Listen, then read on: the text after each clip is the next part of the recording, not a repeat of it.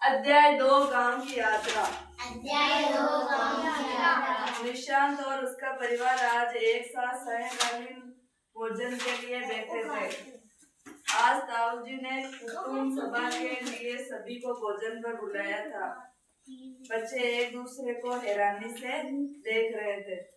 किसी को कुछ भी समझ नहीं आ रहा था। भोजन प्रारंभ होने के साथ ही ताऊजी गरजती आवाज में बोले, कई दिनों से सभी साथ नहीं बैठे, इसलिए सभी का हालचाल पूछने बुलाया है। निशांत के एक ताऊजी, 2 चाचा जी, 2 बुआ जी, उन सभी के 14 बच्चे थे। निशांत के ताऊजी कितने थे? 2। निशांत के एक ताऊजी। और चाचा जी कितने थे?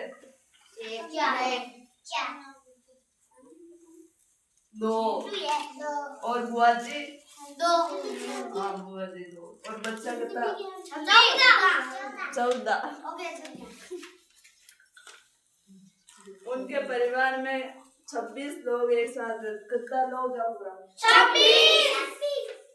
सभी भाइयों का अलग अलग व्यवसाय था। सभी ने अपने अपने कार्य और बच्चों ने पढ़ाई के बारे में बताया। बहुओं ने घर की आवश्यकताओं और आने वाली त्योहार अक्षय तृतीया की तैयारी के बारे में बताया। चर्चा में निकल कर आया कि इस बार अक्षय तृतीया उत्सव दादाजी के छोटे भाई मंगनी राम जी जो गांव के सरपंच थे उनके साथ मिलकर मनाएंगे। दादाजी के छोटे भाई का क्या नाम था? और सरपंच को क्या नाम? मंगना राम जी। हाँ, और मंगनी राम जी।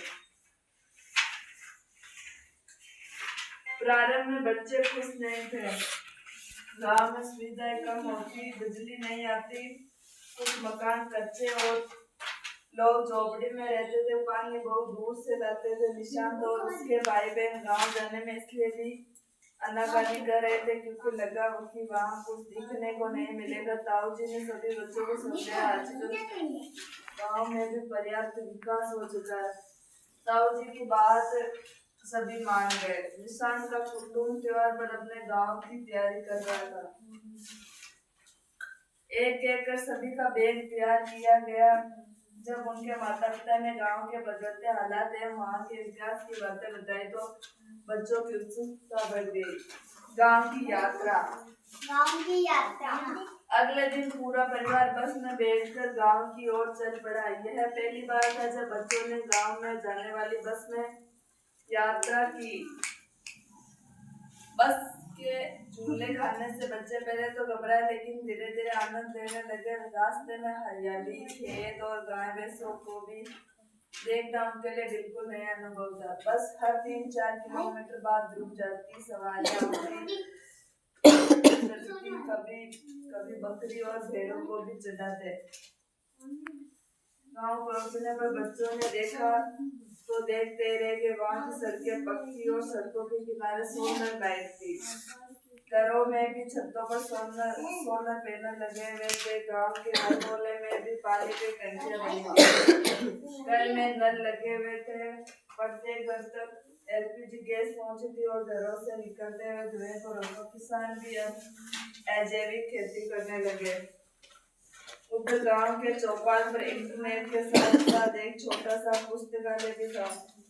हर घर के अहाते से गायों के रंभाने की आवाज सुनाई देती थी। गांव में सिलाई, बुनाई, कुटाई, जूता, आभूषण और मिट्टी के बर्तन बनाने वाले लोग प्रेम पूर्वक रहते थे।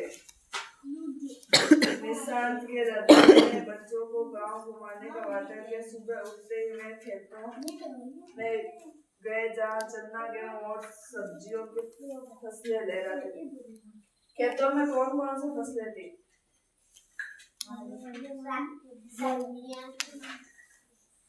बोलो। चना, गेहूं और सब्जियां।